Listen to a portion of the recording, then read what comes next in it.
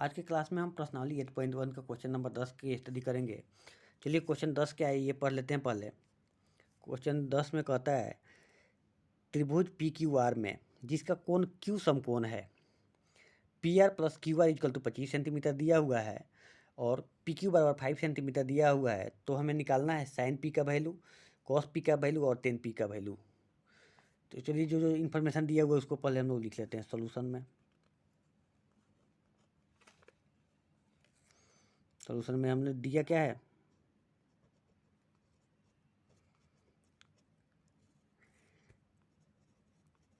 दिया हुआ है पी क्यू बराबर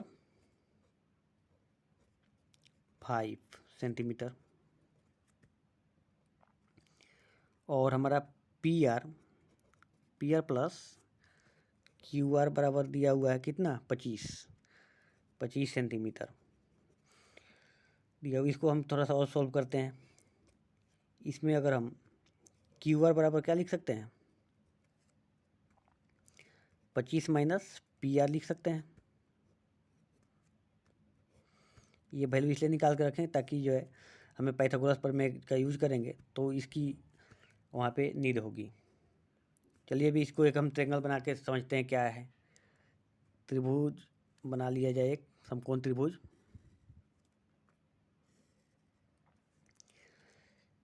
पी क्यू आर में, ट्रायंगल पी क्यू आर में जिसका कोण क्यू समकोण है,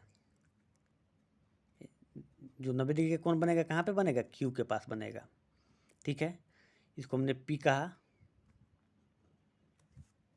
और ये हमारा आर हो गया, पी क्यू आर। ये 90 डिग्री का जो कोण बना इसके सामने का भुजा को हम लोग क्या कहते हैं, कर्ण कहते हैं। ये तो आपको पता है, कर्ण को हम लोग स्मॉल एच से इंडिकेट कर दिया।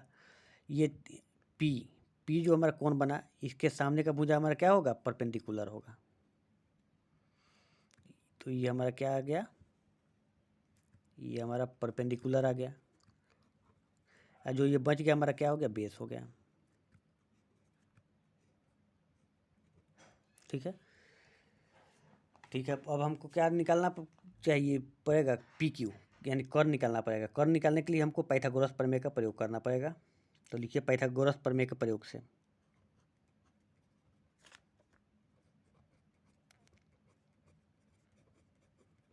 पाइथागोरस प्रमेय से,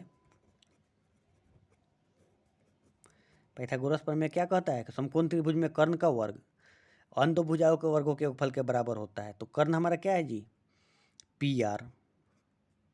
तो क्या हम करेंगे, पी आर स्क्वायर, कर्ण स्क्वायर, लंब कितना है हमारा, क्यू आर स्क्वायर प्लस आधार स्क्वायर, पी क्यू का स्क्वायर।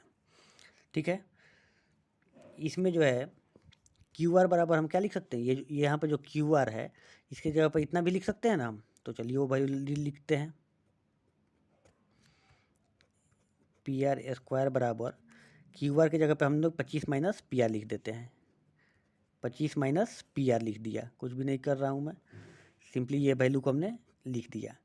और पी क्यू को पी क्यू लिख दिया। पी क्यू का तो वैल्यू ऐसे हम चाहें तो लिख भी सकते हैं, यहाँ से 5 लिख देते हैं डायरेक्ट, 5 स्क्वायर।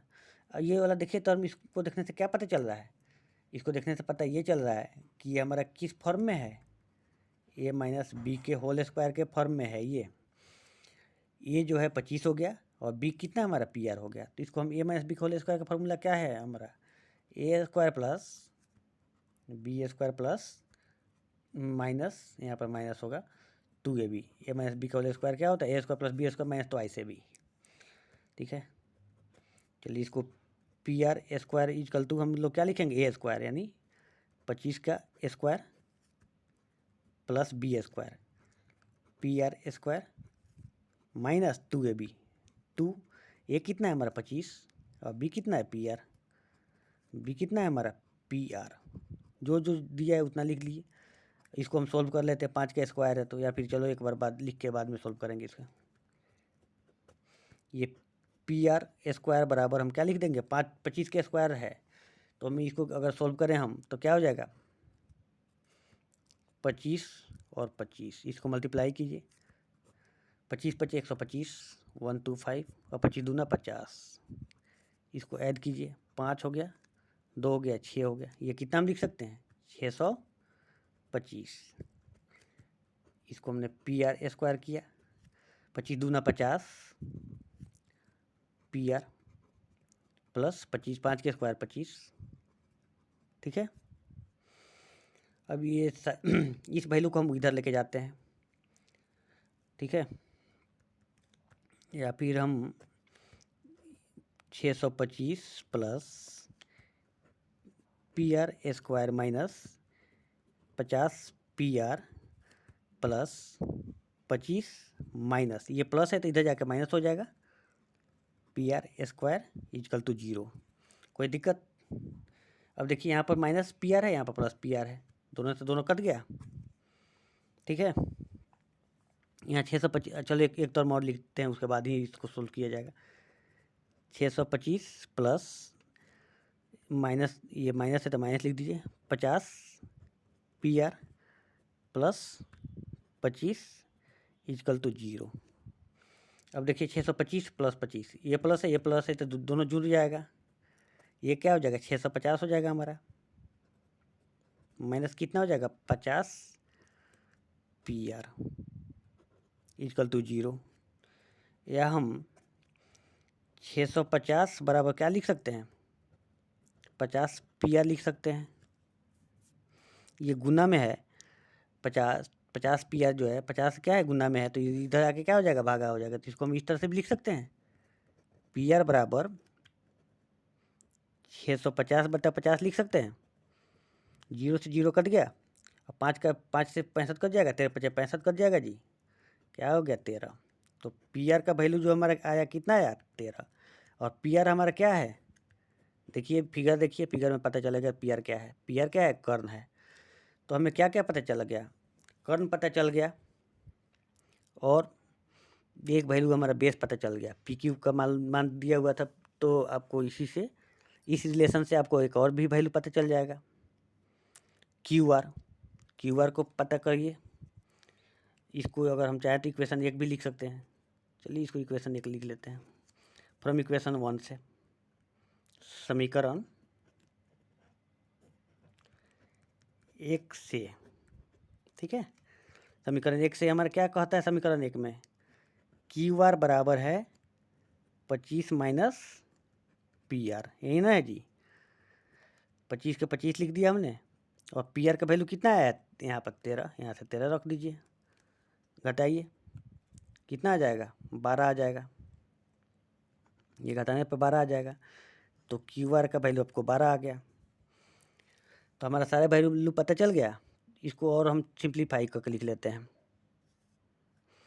तो हमारा क्या क्या पता चल गया? पी बराबर हमारा पता चल गया, क्यू बराबर पता, एच बराबर पता चल गया। एच कर्ण जो है हमारा, एच बराबर कितना पता चल गया? 13। और पी बराबर कितना चल गया? 12। क्यू आर बराबर 12 ही है ना हमारा। और बी बराबर कितना है? 5। बी बराबर कितना है? 5 है। अब देखिए हमको क्या क्या निकालना है, साइन पी, कॉस पी और टेन पी। तो बस फॉर्मूला लिखते चले जाइए।